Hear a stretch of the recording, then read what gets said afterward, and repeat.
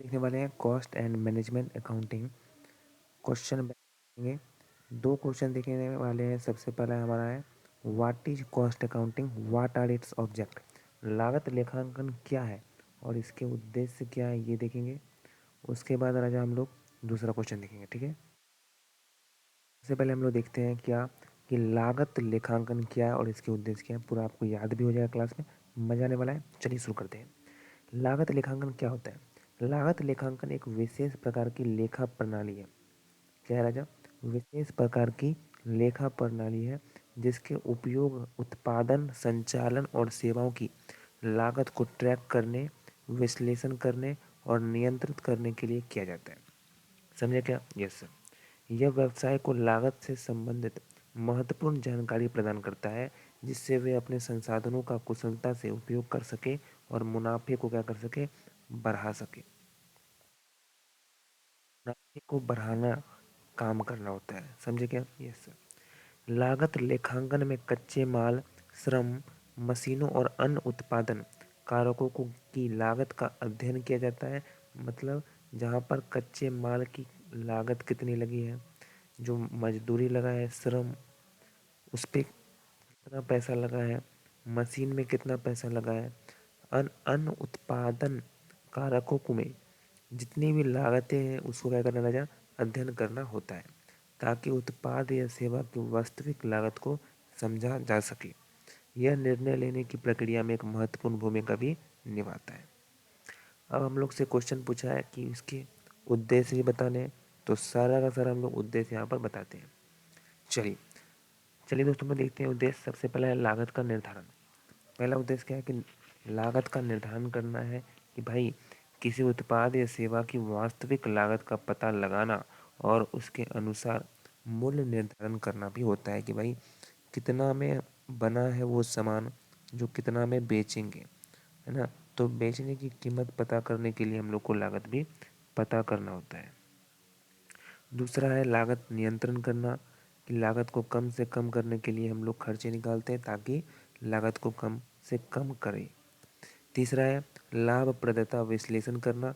यह विश्लेषण करना है कि कौन सा उत्पाद या सेवाएं सही है और किन्हें सुधार या बंद करने की आवश्यकता है। बजट निर्माण भी होता है इससे।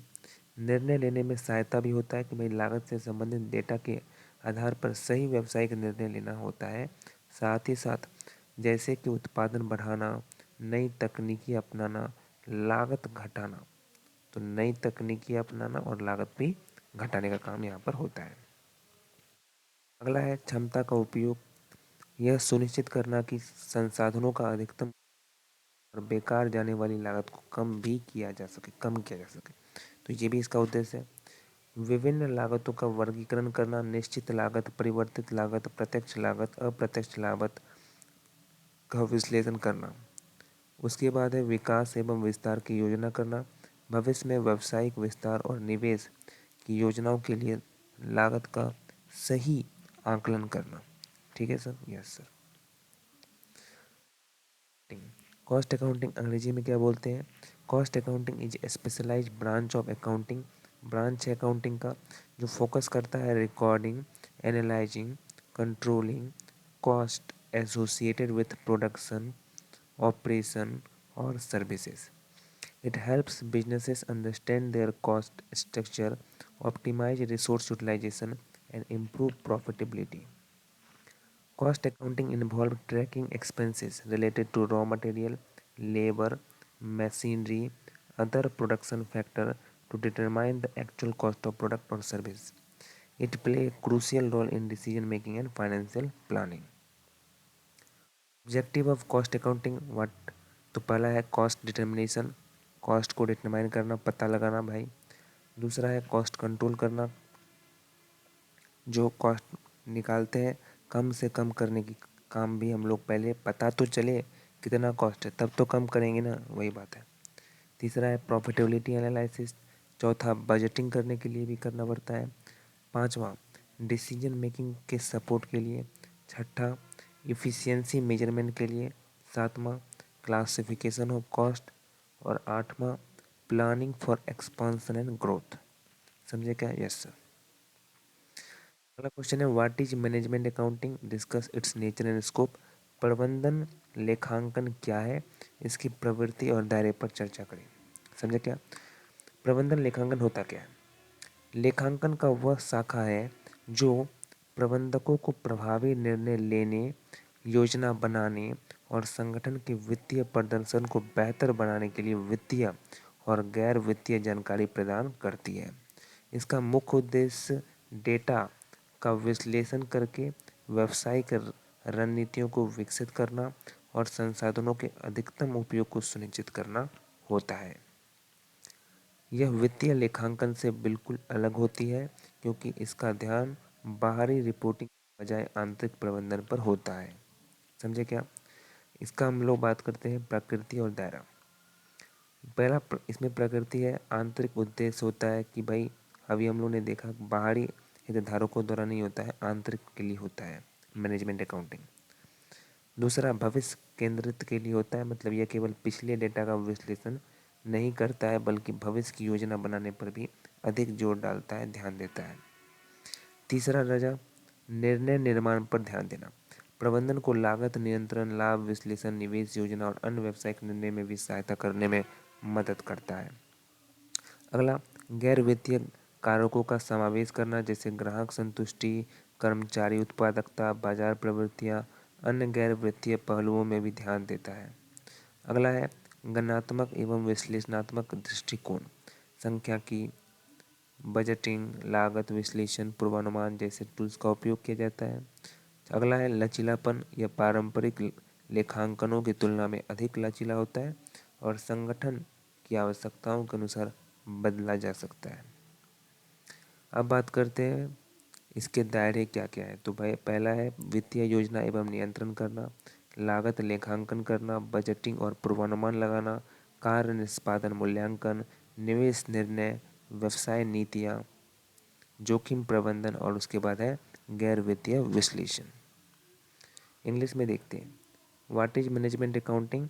Management accounting is a branch of accounting that provide financial and non-financial information to the manager for effective decision making, planning and improving the financial performance of an organization.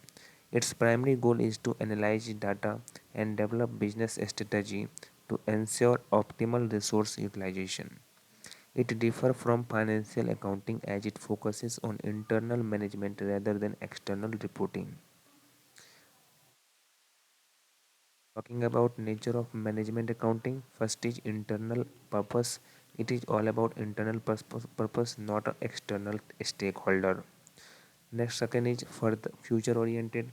It's not only planning for past or present, it also emphasizing a future planning. Okay. Next, third is focus on decision making.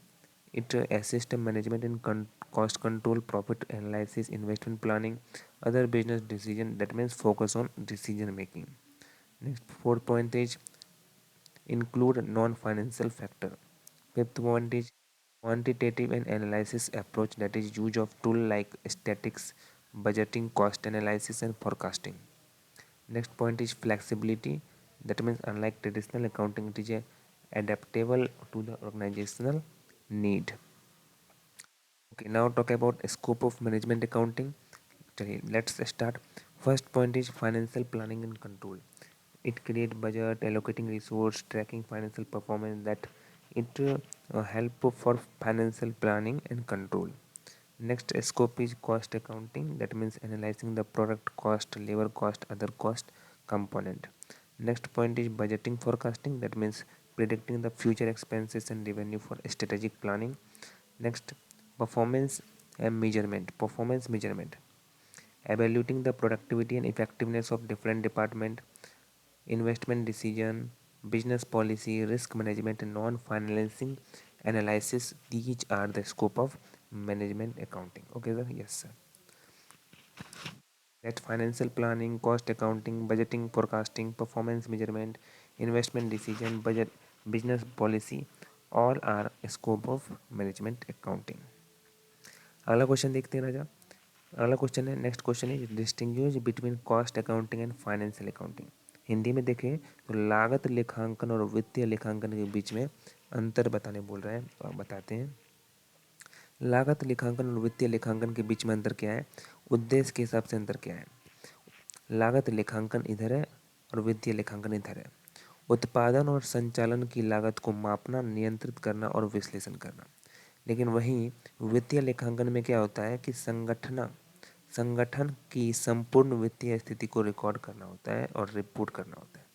यहाँ पर उत्पादन और संचालन की लागत को मापना होता है, लेकिन यहाँ पर संपूर्ण वित्तीय स्थिति को रिकॉर्ड करना होता है। इसके आधार पर आंतरिक प्रबंधक करना, कर्मचारी जो लागत को नियंत्रित करना और निर्णय लेने के लिए इसका प्रयोग किया जाता है, उपयोग किया जाता है। बाहरी उपयोगकर्ता जैसे निवेशक, शेयरधारक, सरकार और कर प्राधिकरण के लिए यहाँ पर ये होता है। डेटा का दायरा बात करें तो मुख्य रूप से उत्पादन लागत, श्रम लागत, संचालन से संबंधित आंकड़ों पर केंद्रित करना। लेकिन वहीं जो वित्तीय जो अकाउंटिंग होता है, लेखांकन होता है, वो संपूर्ण वित्तीय लेन देन, आय व्यय, संपत्ति, देनदारियों पर भी होता है। ठीक है सर। उसी प्रकार से समय की अवधि है भाई, छोटी अवधि होती है, ये 1 वर्ष की होती है। विधि जो होती है वो एक अलग अलग घटकों में विभाजित होती है, वहीं पर ये लेन देन को डेबिट क्रेडिट नियमों के अनुसार रिकॉर्ड करते हैं। कानूनी आवश्यकताओं, जहाँ पर यह अनिवार्य नहीं है लेकिन ये अनिवार्य है। मुख्य में लागत शीट, बजटिंग, मानक लागत, वही है बैलेंस शीट, आय व्यय खाता बनाए जाते हैं। मुख्य ध्यान नियंत्रण करना होता है, लागत को पता करना होता है और साथ ही साथ नियंत्रण भी करना होता है। लेकिन यहाँ पर समग्र वित्तीय प्रदर्शन और लाभ हानि का रिपोर्टिंग भी करना होता है। समझे क्या। उसी प्रकार से सेम टू सेम इंग्लिश में आपको यहाँ पर मिलेगा। इसका पीडीएफ आपको मिल जाएगा हमारे दोस्तों टेलीग्राम चैनल पर, लिंक डिस्क्रिप्शन में दिया गया है। टेलीग्राम चैनल जरूर से ज़रूर ज्वाइन कर जाइएगा, जहाँ पर आपको मिल जाएगा PDF. Same to same Hindi English दोनों एक ही बुक का है यहाँ पर, समझे। तो बेसिक्स बिल्कुल वैसे दिया हुआ, ऑब्जेक्टिव यूजर्स और cost accounting and financial accounting का मुख्य जो डिफरेंस है वो हमने बताया है। तो 3 क्वेश्चन हम लोगों ने कवर किया है। जल्द ही पूरा का पूरा वीडियो लाएंगे, 5 दिन के अंदर आपका समाप्त कर देंगे। ठीक है sir, thank you so much.